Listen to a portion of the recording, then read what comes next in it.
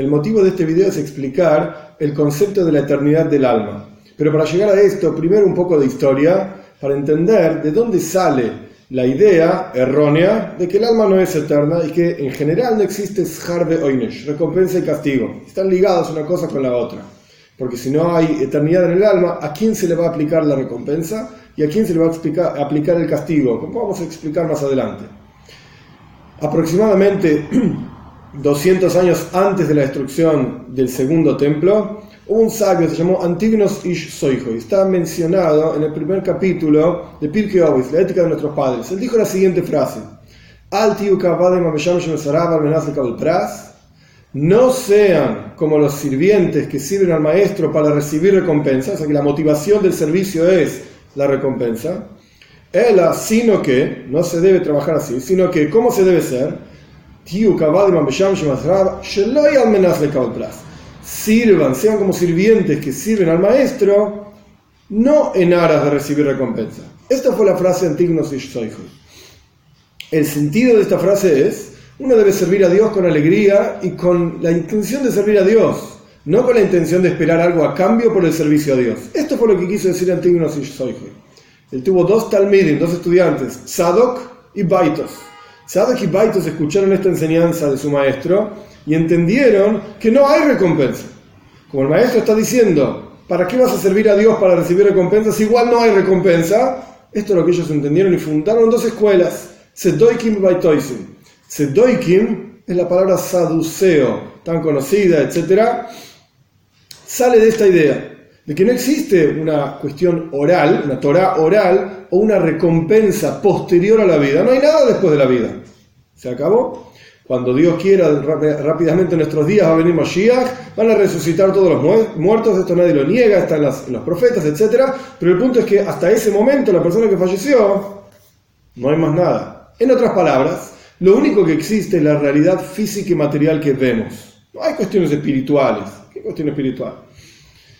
Esta es la explicación de la fuente, de dónde sale el concepto de que no hay eternidad en el alma y que no hay recompensa y castigo.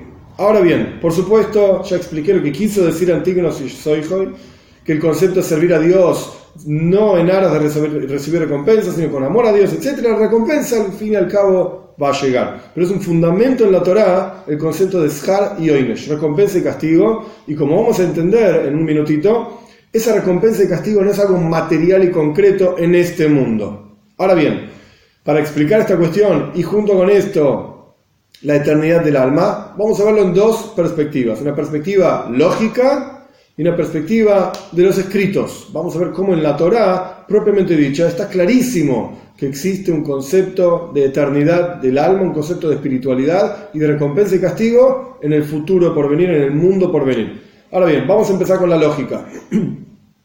El hombre es la criatura más elevada de toda la creación. Es la última criatura que Dios crea y le da al mundo y lo pone a su disposición. El hombre come plantas, minerales por supuesto, animales. El hombre utiliza el mundo a su alrededor a su propio beneficio. Ahora bien, encontramos en el hombre también ciertas cuestiones que no existen en ninguna otra criatura. Por ejemplo, el hombre se preocupa, ¿qué le va a ocurrir después de la muerte? Es inherente al ser humano preguntarse, ¿qué hay después de la vida? O sea, de la vida física en este mundo, porque el hombre ve que otras personas fallecen y se pregunta, ¿y qué va a pasar después de esto? Ninguna otra criatura se pregunta una cosa así. El hombre, por ejemplo, tiene una capacidad de amar a otra criatura.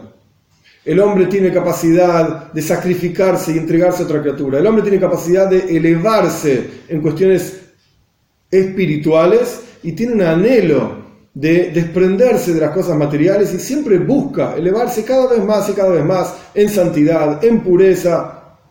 ¿Con qué motivación? Si la vida solamente es una vida material, pues al contrario, así como los otros animales viven disfrutando de lo material, el ser humano también tendría que tener un anhelo de disfrutar solamente de lo material. ¿Por qué es que está, por así decir, inyectado en su interior ese anhelo, esa sensación, ese sentido de que hay algo más, de que hay algo más allá de simplemente las cuestiones materiales? Un punto más. Dios puso a su mejor criatura en la tierra y de vuelta le dio a su disposición el mundo entero, y sin embargo el hombre sufre, y el hombre tiene dificultades. Todos los animales obtienen su alimento en forma relativamente sencilla. Los perros van por la calle, huelen acá, huelen allá, comen un pedazo de basura, los gatos cazan un animalito, otro animalito. El ser humano tiene que trabajar, tiene que esforzarse, y compra una casa, y se casa con una mujer, y tiene una familia, y cría a sus hijos, y se preocupa por sus hijos, y tiene dificultades, y la educación. ¿Para qué? Si lo único que hay es el mundo material. Tendríamos que dedicarnos solamente a las cosas sencillas. Si el tajlis, si el objetivo de la vida del ser humano es tal y cual el objetivo de la vida de un perro, un gato, etc., el mundo material, ¿por qué tiene tantas preocupaciones? ¿Por qué Dios es tan cruel de crear a su mejor criatura y arruinarle la vida? Si el objetivo está en este mundo, pues entonces Dios es cruel y nos arruinó la vida con dificultades. Ahora, si el objetivo está en el mundo por venir, las dificultades que la persona tiene en este mundo son una preparación para el mundo por venir. Hay diferentes lógicas y cómo se puede entender. Las dificultades expían los pecados, las dificultades elevan a la persona y revelan su verdadero potencial. Son diferentes formas de entender las dificultades, pero sea como fuere, de vuelta, el objetivo es entender, lógicamente hablando, que el objetivo de la vida del hombre no puede ser en este mundo. No tiene ningún sentido, sería un Dios cruel, incluso tonto. Dios libre y guarde hablar así sobre Hashem, sobre Dios. Pero el punto es, ¿qué sentido tiene una vida acá difícil y con sufrimientos? No tiene ningún sentido. Entonces, tenemos que decir que hay una vida en el mundo por venir. Y esa vida es una vida eterna, en donde las dificultades que la persona tiene en este mundo son, como dije antes, preparación, etcétera, para la vida en el mundo por venir. Todo esto es dentro del ámbito de la lógica. Lógicamente hablando, no tiene sentido decir que no hay eternidad en el alma. La verdadera recompensa no es en este mundo, porque vemos que la gente sufre en este mundo. La verdadera recompensa está en el mundo por venir. Ahora bien, esto es al respecto de la lógica. Vamos a la Torá propiamente dicha. Encontramos en muchos de los preceptos, de las mitzvot de la Torá, que no tienen ningún sentido si no hablamos de un alma eterna, que es la que realmente recibe la recompensa y la que realmente recibe el vínculo con Dios, más allá de lo que ocurre en este mundo material. Una de esas mitzvot es el bris milah, la circuncisión. Dios manda a todos los chicos de 8 años, los varones, 8 días, a circuncidarlos. Ahora bien, la Torá dice que si no es circuncidado el chico, recibe el castigo que se llama kares. Kares significa que es recortado del pueblo judío. Así está escrito. Ahora bien, ¿cuándo es que una persona que por alguna razón no hizo el bris milah, su padre no hizo la circuncisión a él cuando era un niño, y él no se la hizo, ¿cuándo es que recibe este castigo de ser recortado del pueblo judío? En el momento en que fallece esta persona sin haberse hecho la circuncisión, entonces recibe el castigo. Que aquí no estamos juzgando cómo son los castigos, a dónde, no es el punto. Pero el punto es que recibe un castigo, eso es lo que dice la Torá. Evidentemente después de la muerte es que recibe el castigo, porque si no, hasta el instante en que muere tiene tiempo de hacer el bris, la circuncisión, y por lo tanto no corresponde castigarlo. Solamente después de la muerte es que recibe el castigo. Entonces vemos en la Torá claramente que los castigos se aplican a un alma eterna que trasciende a la vida material de este mundo. Otro ejemplo, Mesiras Nefesh, la capacidad que tiene cada persona de sacrificar su vida por Dios, entregar su vida por Dios. ¿Qué quiere decir esto? Lo amenazan: o haces esto o te mato, negá a tu Dios o te mato, haces tal o cual cosa o te mato. Y la persona dice: ok, mátenme, yo no voy a traicionar a mi Dios. ¿Cuándo va a recibir recompensa esta persona? La vida material ya no la tiene más, entregó su vida material por Dios. ¿Y cuándo recibe recompensa? Nunca. Evidentemente hay un alma eterna a la cual Dios le da esa recompensa después de la vida material. Otro ejemplo, la Torá prohíbe, al comienzo de la Torá en Parshas Noach, prohíbe el suicidio. Que aquí no estamos juzgando si está bien, está mal, no es el lugar. Prohíbe el suicidio. Y la Torá dice: Miyad haya edrosh nefesh adam. Voy a cobrarme del alma de la persona cuando la persona se quita su vida.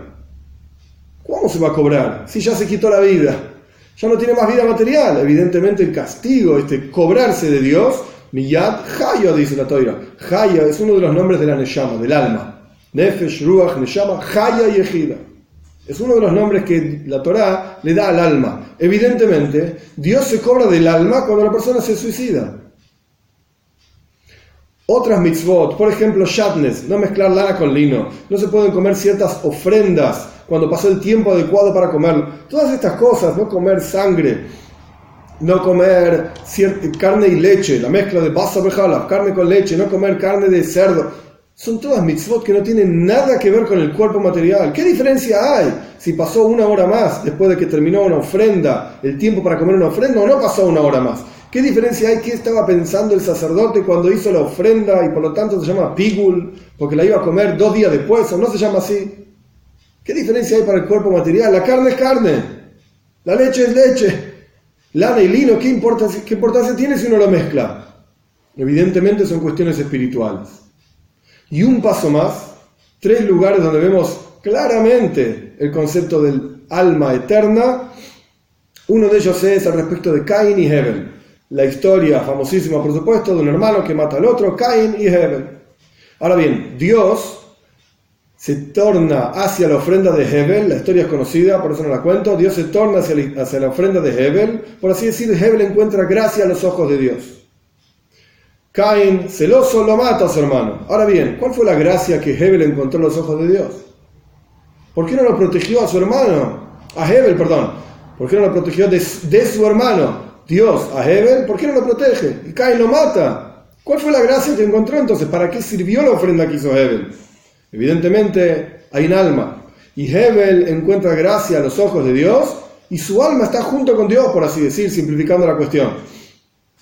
Esa es la gracia que Hebel encontró a los ojos de Dios. Otra historia, Shmuel, el profeta Shmuel dice,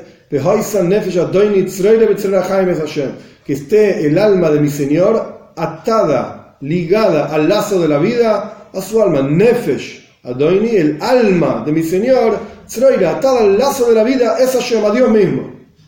¿De qué está hablando Shmuel? De un alma que está ligada a Dios mismo.